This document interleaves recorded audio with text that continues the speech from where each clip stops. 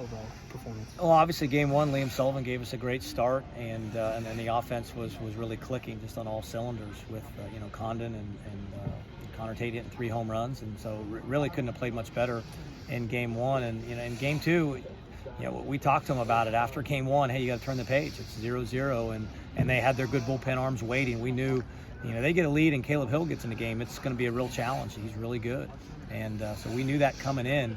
So hats off to them. They played really well in the finale. They made a lot of really good defensive plays. Fernando Gonzalez hits the ball in the gap, and they run it down, and they just made every single play. And it's unfortunate. You never want to lose a game. You win a series, but we got to finish, and that's the disappointing part. To have 2 guys in the middle of your order, Connor Tate and Condon, hitting the way they are, it's got to be pretty special. Yeah, there's no question. Those guys are on fire, and they're great hitters, and that's the thing. Hopefully it's contagious, and everyone around them catches fire too. And because that's something you can't always rely on those 2 guys, and it's nice to have them, but you got to get everybody going. And I thought, Will David swung the bat better.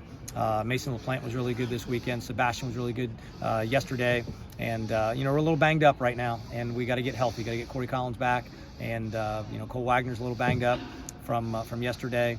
So we got to get healthy. We got 2 days before we play Wofford. We'll have 2 days off. So hopefully we can heal up and be 100%. You did have a chance to tie the game. I know Charlie had such good at bats all year long. Just that one time, just wasn't able quite to get the game in. But y'all had an opportunity to win this one still. Well, I think that's the key. First of all, they got off to a good start, and took an early lead. But you get the tying run at third base in the 7th inning with 2-3-4 up. Especially with our 2-3-4, you feel pretty good about it. And they did a great job. They pitched around Connor, and they pitched really well to Charlie, and got a strikeout, and then got Park. So hats off to Caleb Hill. He really he kind of dug himself a hole. He pulled a Jaden Woods right there. He dug himself a hole a little bit and then dug himself out of it. But he's really good, and we knew that coming in. On the scouting report and watching him on video, it's a really tough arm angle from the left side. And it's 91 miles an hour with a good breaking ball. So he's real. He's really good.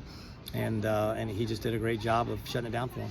I did think Connor almost was going to get that number 4, that one he hit to the track, and he topped that one into left field on that 4th at bat. Yeah, I actually thought, he barreled, all 5 pitches up in game 1, and that's pretty hard to do when they're trying really hard to, pitch around him and be really careful. And, he's a great hitter. And, he was on the barrel all week long. And, again, a couple days to rest up. Bodies are beat up. I think that's 8 games in 9 days.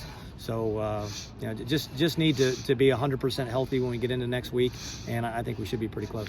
How's Corey doing? It's his hamstring. It's a hamstring, and if he absolutely had to hit, he could. Okay. He hit in the cages a little bit today, but it's still a little tender. He'll be questionable on Tuesday. It'll be close.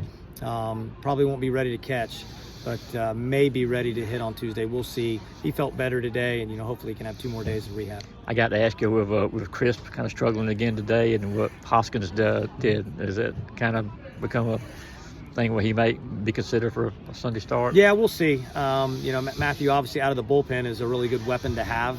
So who knows? Maybe it's one of those things that we TBA game 3, and if we need to use Hoskins in game 1 and game 2, we'll do it. And if we don't, maybe he does start. But, he started all through high school, so he's used to starting. But, the stuff's real. It's 94 to 96 with a great breaking ball. But it's really nice to have it out of the bullpen. But, that we'll have to talk about this week what we want to do. And maybe he's a guy that pitches in game 1 or game 2 in tough spots. And if he doesn't pitch, who knows? Maybe we do start him on Sunday. And Chandler, I know he hit the batter, but his stuff looked as good as it's looked to me in games that I've seen this year. His last 3 times out have been really good. At Tech, at Coolray on Sunday, he walked the first 2 guys he faced, and then he struck out 2 straight guys.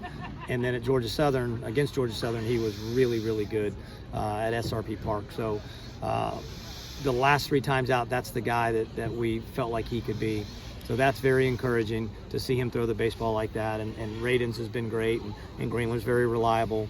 And again, like we said, using Hoskins out of the pen too, that's just 4 guys we named right there that have been lights out for us. So again, we might have to make a decision starting wise. Nolan Crisp is kind of a jack of all trades. He can do a lot of different things. Whether he starts as an opener, whether he comes in middle relief, I don't know. But he'll be in the mix no matter what it is. He's team captain and a guy that the guys really respect, and he's helped us a lot throughout his career.